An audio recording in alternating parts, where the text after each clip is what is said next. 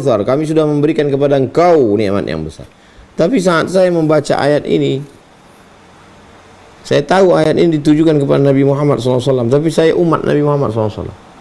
Makanya kata Iqbal, ayah saya selalu menyuruh saya baca Quran. Iqbal seorang pendiri negara Pakistan, seorang penyair. Saya baca Quran, kata ayah saya, kamu belum baca Quran. Saya sudah baca Quran, kata ayah saya, kamu belum baca Quran.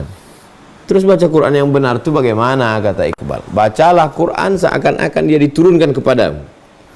Jadi ketika saya membaca ini, inna a'tainakal kautsar, kami telah memberi kepadamu nikmat yang besar. Hai Abdul Somad, aku udah kasih kau nikmat yang besar. Aku kasih kau nikmat mata, aku kasih kau nikmat otak, aku kasih kau nikmat sehat, aku kasih kau nikmat anak, nikmat keluarga, nikmat santri, nikmat pondok, nikmat diterima orang omonganmu. Inna a'tainakal kautsar, kami sudah berikan kau nikmat yang besar. Kenapa kau tidak bersyukur? Lalu cara mensyukurinya, fasalli, maka salatlah. Jadi kalau kita lihat urutannya dari surah Al-Ma'un, menyantuni anak yatim, jangan menghardik anak yatim, motivasi ngasih makan fakir miskin, sholat. Nah, ketika ketemu nikmat yang besar, sholat dulu. Inna a'tainakal kautsar, kami sudah memberikan engkau nikmat yang besar. Bagaimana cara mensyukurinya? Fasalli, sholatlah. Fasalli, balas nikmat Allah yang besar ini dengan apa?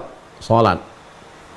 Jadi di Al-Ma'un cerita tentang orang yang lalai salat, di Al-Kautsar cerita tentang membalas nikmat Allah itu dengan salat. Jadi ada korelasi. Fasalli, salatlah li rabbika wanhar, setelah itu berkurban. Jadi sebagian ulama mengatakan maknanya salat Idul Adha, habis salat Idul Adha lalu kemudian ambil pisau, arahkan hewan kurban ke arah kiblat, kepalanya di sebelah selatan, kaki di utara, bismillahi Allahu Akbar, arahkan ke arah kiblat, sisi pipi kiri kambing itu menghadap ke tanah, jangan siksa binatang. Innallaha yuhibbur rifqa fil amri kullih. Allah suka kita bersikap lemah lembut kepada semua makhluk Allah. Idza dzabhtum fa'ahsinuz dzabhah, kalau menyembelih dengan baik. Idza qatlatum fa'ahsinul qitlah, kalau membunuh dengan baik. Membunuh binatang berbisa, ular, kalajengking, pukul mati, jangan siksa dia. Begitu juga menyembelih. Nah, ini perlu kita perhatikan nanti, jangan sampai diseret ini hewan kurban ini, luka kulitnya, ya Allah. Kakinya diikat, ditarik, dipukul. Oh, zalim, aniaya kita. Ittaqullah, takutlah kepada Allah Subhanahu wa taala. Hati-hati Bapak panitia. Hati-hati. Saya termasuk tak sampai hati menengok hewan kurban. Jadi kita mesti bersikap. Nabi SAW mengajarkan kita untuk berakhlak, beradab sampai kepada hewan. Tak boleh mengasah pisau di depan mata, asahlah di belakang, jangan di depan matanya. Jangan dia diikat sampai robek kulitnya, sampai sakit.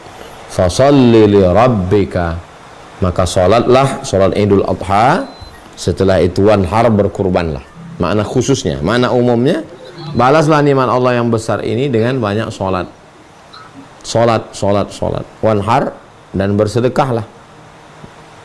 Wanhar di sini konteks ayat ini berkurban, tapi makna umumnya karena kurban hanya 4 hari, 10, 11, 12, 13. 10 enggak sempat, 10, 11, 12, 13 petang habis asar menjelang maghrib. Jangan sampai azan maghrib habis waktu. Setahun cuma 4 hari, 10, 11, 12, 13 Zulhijjah. Wanhar, tapi bersedekah bisa kapan aja. Sedekah tak ada batas waktu, silakan. Inna syani'aka huwal abtar. Sesungguhnya orang yang membencimu, syani'aka, orang yang membencimu, huwal abtar, mereka lah yang terputus. Mana terputus ini? Mereka mengejek Nabi Muhammad SAW itu terputus nasabnya karena tak punya anak laki-laki. Lalu kemudian Allah membalas, inna syani'aka huwal abtar. Sesungguhnya orang yang memusuhimu, yang membencimu, yang menghinamu, itu yang terputus.